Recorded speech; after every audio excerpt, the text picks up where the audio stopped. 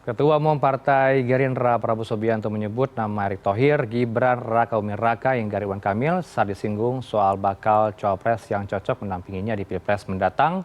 Hal itu sampaikan langsung oleh Prabowo saat merespon pernyataan Putri Presiden keempat Abdurrahman Wahid Yeni Wahid beberapa waktu lalu. Sejauh mana Prabowo mencari pendamping, siapa yang bakal disanding, dan apakah benar sosok Erick Thohir, Gibran maupun RK, atau bahkan Yeni Wahid, atau bahkan juga Mahfud MD yang akan dipilih oleh Prabowo. Kita langsung bahas bersama narasumber kami pada malam hari ini bersama dengan Mas Habibur Rahman selaku Waketum Partai Gerindra dan juga Mas Yunarto Wijaya, Direktur Eksekutif Carta Politika. Selamat malam Bapak-bapak, salam sehat, Assalamualaikum. Baik, Bang Habib kayaknya lupa ini. Mas Habib minta maaf Oh saya ya, mute. selamat malam. Oke, selamat Oke, malam, salam lupa sehat. lagi. Ya, saya mau ke Mas Habib. Mas Habib, Pak Prabowo sudah makan malam, dinner bareng RK, kemudian RK juga udah ketemu dengan Bu Mega beberapa hari lalu. Kang Emil ini sebenarnya potensinya sebagai pendamping Prabowo atau ke poros Ganjar ya? Ya, kita tidak bicara soal kans ya, cuma kami perlu menjelaskan apa yang terjadi ketika Pak Prabowo makan malam bersama Pak Ridwan Kamil. Intinya Pak Prabowo ini kan politiknya adalah merangkul ya. Beliau membuka pintu komunikasi seluas-luasnya dengan sebanyak mungkin tokoh-tokoh bangsa. Salah satunya ini Pak Ridwan Kamil. Pak Ridwan Kamil bukan orang baru bagi Pak Prabowo karena ketika maju pertama kali Pilwako ya, pemilihan wali kota Bandung tahun berapa itu yang periode pertama, Pak Prabowo memberikan rekomendasi dukungan. Tentu malam itu kedua tokoh ini bicara hal-hal besar, gagasan-gagasan besar, juga bicara soal pemilihan umum tahun 2024 ini. Tapi apakah Pak Prabowo menawarkan cawapres, sampai saat ini saya tidak terinformasi. Soal cawapresnya Pak Prabowo ini, saya tadi kembali diingatkan di rapat tim jubir kami bahwa memang akan dimusyawarahkan. Ini akan menjadi pointer musyawarahnya Pak Prabowo, mulai dari kriterianya sampai dengan tokoh-tokohnya dan masyarakat ya, bukan hanya partai-partai politik pendukung koalisi Pak Prabowo, tapi juga masyarakat dipersilakan menyampaikan usulan-usulan terkait cawapres ini. Memang banyak yang masuk ya, saya walaupun nggak secara resmi, mungkin ada yang lewat media, ada yang mungkin ketemu Pak Prabowo langsung ya, atau langsung menghubungi Pak Prabowo. Nah, itu masyarakat dipersilakan menyampaikan usulan-usulan tersebut, dan sangat mungkin Pak Ridwan Kamil ini juga termasuk yang diusulkan masyarakat ke Pak Prabowo. Mas Habib, saya butuh penegasan Anda. Artinya selama ini yang sudah makan bersama, kita tahu sudah makan bersama dengan Gibran di Solo, sudah diundang juga Yeni Wahid ke Kertanegara, sudah mengundang RK. Kalau Pak Mahfud nampaknya sudah sering ketemu di istana. Kemudian kalau kita berbicara soal kandidat lain, juga sering ketemu dengan Prabowo. Yang diundang makan bersama itu yang berarti mengerucut ya namanya sebagai pendamping Prabowo? Nggak ada short list, nggak ada long list ya. Mungkin ada yang nggak pernah makan bersama pun bisa jadi nanti dipertimbangkan. Tapi memang pendalamannya ini benar-benar serius. Termasuk pertemuan tadi malam, para ketua umum partai politik tentu juga pasti membicarakan ya mungkin tipis-tipis dulu soal cawapres ini. Gitu. Baik, silakan Mas Toto, nampaknya tadi di belakang layar tersenyum. Apa yang disenyumkan Mas Toto? Ada yang ditanggapi soal statement Mas Habib? Pertanyaannya Mas tadi terkait dengan kalau dikasih kode makan berarti jadi cawapres.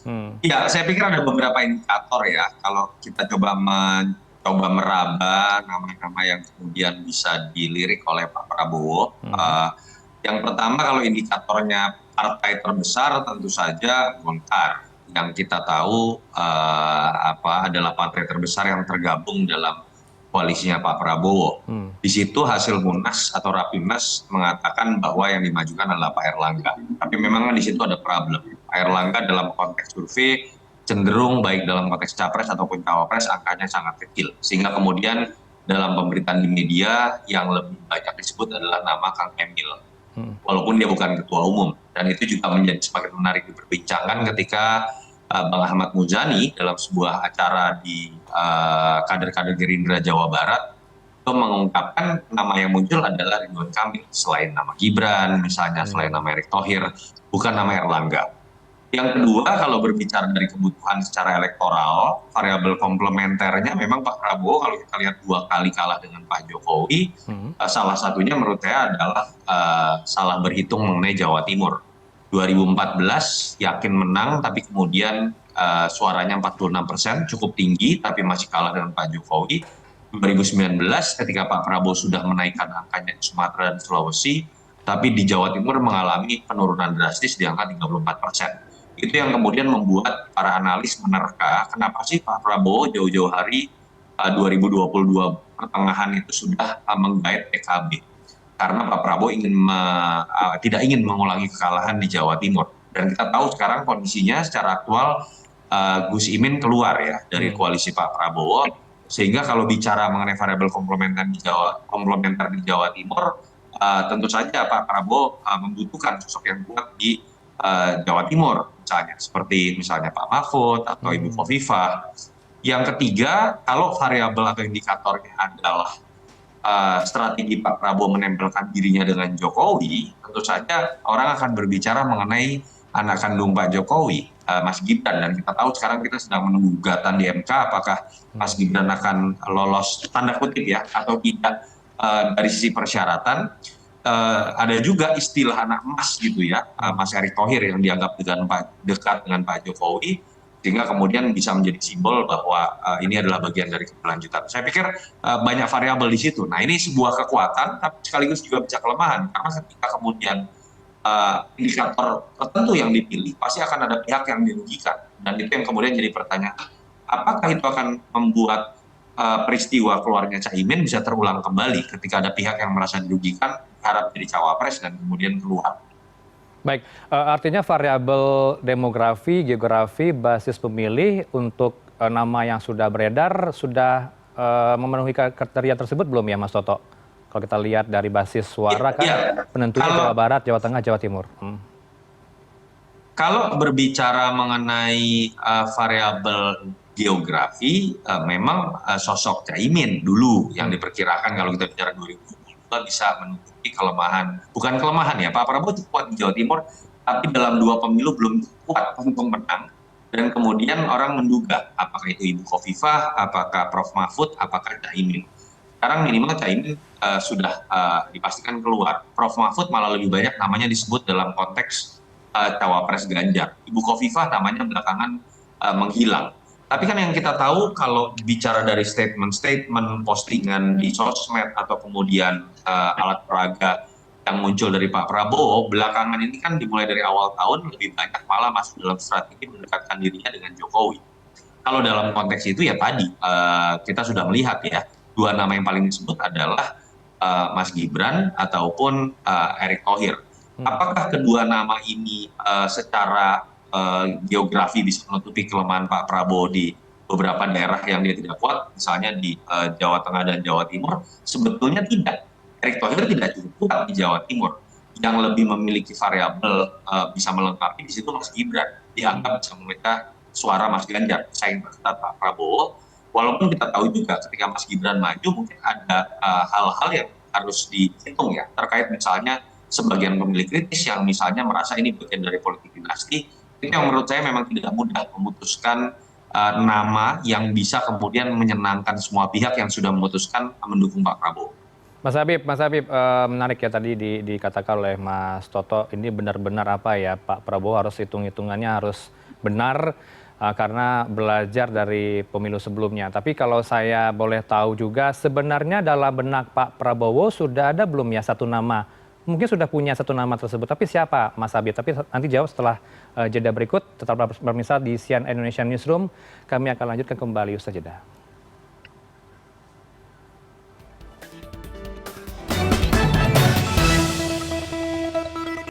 Kita lanjutkan kembali dialog ini bersama narasumber kami malam ini ada Mas Habibur Rahman, Waketum Partai Gerindra, dan Mas Yunarto Wijaya, Direktur Eksekutif Carta Politika. Mas Habib, sebelum kita masuk soal elaborasi lebih dalam soal tim pemenangan Pak Prabowo yang masih digodok ya, masih didekati oleh Pak Prabowo siapa yang akan menjadi ketuanya, wakilnya. Tapi saya ingin tahu dulu sebenarnya di dalam benak Pak Prabowo sudah punya satu nama belum ya, Mas Habib?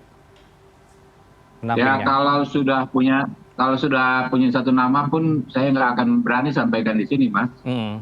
Saya besok-besok nggak jadi jubir lagi nanti. Ya, jadi Tapi sudah punya dong ya. Jadi Kalau bocoran ya kalau pasti tidak boleh dibocorkan tentu tidak apa-apa. kalau sudah punya pasti segera diumumkan. Hmm. Ya. Jadi tentu kan ini ya, rapat-rapat masih terus terjadi. Pak Prabowo dan para ketua umum partai politik saling berhubungan, bukan mungkin kadang-kadang by phone saja, itu juga hampir tiap hari.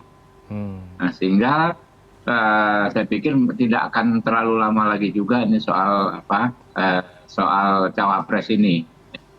Jadi kami dalam posisi menunggu, Mas. Kami tahu pun ya mungkin sudah diumumkan di internal pun, kalau belum boleh diumumkan ya kami nggak akan berani, Mas, menyampaikan di acara seperti ini. Apa jangan-jangan belum menentukan nama karena ingin menurunkan tensi politik saat ini yang terjadi, Mas Habib? Macam-macam ya, macam-macam, karena pemegang domainnya kan beliau-beliau itu ya. Tapi yang jelas kan pasti kapanpun mau misalnya harus didaftarkan pasti kita sudah siap gitu. Baik, kita masuk soal tim pemenangan nasional yang masih belum diputuskan. Posturnya seperti apa nanti, Mas Habib? Ya, kalau mengikuti kemarin-kemarin ya pembentukan tim kampanye, tim pemenangan, badan pemenangan, tentu kita pertama kita pasti ada expert-expert di bidang ekonomi kerakyatan. Itu yang menjadi fokusnya Pak Prabowo. Apalagi sekarang ada lagi Pak Erlangga dan Pak Zulhas. Ini orang-orang yang penguatan ekonomi kerakyatannya cukup dominan ya di partai masing-masing. Yang kedua tentu tidak hanya melibatkan fungsionaris dari 4 partai tersebut, ya juga banyak elemen-elemen di luar partai yang sepertinya menyampaikan keinginan bergabung. Ya, tokoh-tokoh nanti akan diumumkan pada saatnya, tokoh-tokoh yang bukan partisan, bukan bagian dari partai politik, menyampaikan keinginan untuk bergabung dengan tim pemenangan ini. Baik, belum jelas ya kapan akan diumumkan ya. Ketuanya, wakil ketuanya sudah ada di kantong Pak Prabowo? Sudah digodok, termasuk akan melibatkan tokoh-tokoh generasi muda ya, anak muda, influencer muda itu saya infonya banyak yang sudah mulai merapat. Nanti tim yang masuk dalam tim pemenangan Pak Prabowo ini merupakan tim yang juga memberikan masukan untuk nama cawapres, Mas Habib. Gimana? Apakah nanti tim ini juga akan menentukan siapa kandidat yang tepat nampaknya pendamping Pak Prabowo akan mengusulkan? Cawapres Pak Prabowo itu adalah para ketua umum partai politik sama Pak Prabowo. Tapi siapapun boleh menyampaikan usulan-usulan soal sosok cawapres yang ideal untuk Pak Prabowo. Kalau untuk ke depan, apakah tim juga bergerak meraih suara di beberapa daerah yang menguntungkan dan pekerja rumah tentunya sebelumnya belajar dari daerah-daerah yang menjadi PR, apakah nanti tim juga bekerja meraup suara, kantong-kantong suara mana yang menjadi perhatian, yang perlu digarap, Mas Habib? Ya pasti dipastikan seperti itu, tapi bukan hanya kita memperhatikan aspek geografis ya, aspek demografis juga diperhatikan, ya, aspek macam-macam, berbagai macam aspek. Pokoknya namanya kan ini perebutan suara orang secara personal. Kita akan merebut suara orang per orang, bukan partai per partai saja, bukan ormas per ormas, bukan kampung per kampung, bukan etnik per etnik, ya, tetapi orang per orang. Nah, jadi tim ini pastinya kita akan create yang sangat lengkap, yang bisa menjangkau semua sasaran. Baik, respon Anda Sekarang Mas. hari ini saja kita ya, masih itu saya informasi tambahan. Silakan. Hari ini saja kita masing-masing partai politik dan kelompok-kelompok relawan memang sudah diminta menyetorkan nama, ya, nama baik dari internal partai politik bersangkutan maupun nama dari pihak di luar yang ingin dimasukkan ke tim pemenang. Ya, Mas Toto, tadi kan disebutkan Mas Habib melibatkan anak muda. Apakah ini sebagai cara strategi tim Prabowo akan meraup suara dari generasi muda atau kaum milenial maupun kaum Gen Z ya istilahnya sekarang? Ya pasti ya, perebutan Gen Z ini kan karena faktor kuantitatif. Bahwa ketika bicara 2024, suara dari Gen Z dan milenial ini mayoritas, 60%. Sehingga otomatis dibutuhkan sebuah, katakanlah tim khusus lah, atau pendekatan khusus untuk menggarap segmen ini. Dan memang kalau kita lihat, misalnya kita membaca tren dari survei Litbang Kompas ya, Pak Prabowo kalau kita lihat di bulan Mei itu sudah sempat unggul. Tapi kemudian agak dimakan oleh Mas Ganjar di survei bulan Juli kemarin yang terakhir dirilis. Jadi memang ini akan jadi perebutan yang menurut saya paling menarik ketika kita berbicara mengenai terutama persaingan antara Pak Prabowo dengan Mas Ganjar yang menempati posisi pertama dan kedua. Dan kalau kita lihat kan sudah terlihat ya bagaimana pendekatan dari Pak Prabowo terhadap tokoh-tokoh yang disebut anak-anak muda, baik itu dalam konteks aktivis ataupun dalam konteks influencer. Dan pertanyaannya kemudian adalah apakah simbol mengenai anak muda ini akan kemudian dilekatkan dalam konteks cawapres, itu yang juga menarik untuk ditunggu. Karena kalau dilihat dari sisi itu, mungkin nama Mas Erick dengan Mas Gibran yang akan paling punya peluang untuk dianggap sebagai representasi dari anak muda.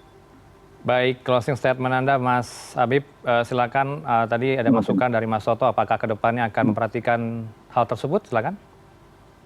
Ya tentu kita sudah sedang dan akan terus memperhatikan aspek Gen Z dan milenial ini, termasuk melibatkan mereka secara aktif sebagai subjek ya dalam tim ini ya, ikut berjuang bersama-sama menyampaikan ide-ide mereka kepada masyarakat luas. Baik, kita tunggu siapa akan menjadi ketua tim pemenangan Pak Prabowo nantinya ke depan, siapa pendamping dari ketua tim pemenangan juga kita akan tunggu. Dan siapa cawapresnya itu yang akan kita tunggu dalam waktu dekat, informasinya sebelum tanggal 10 Oktober, tapi rasanya makin lama ya.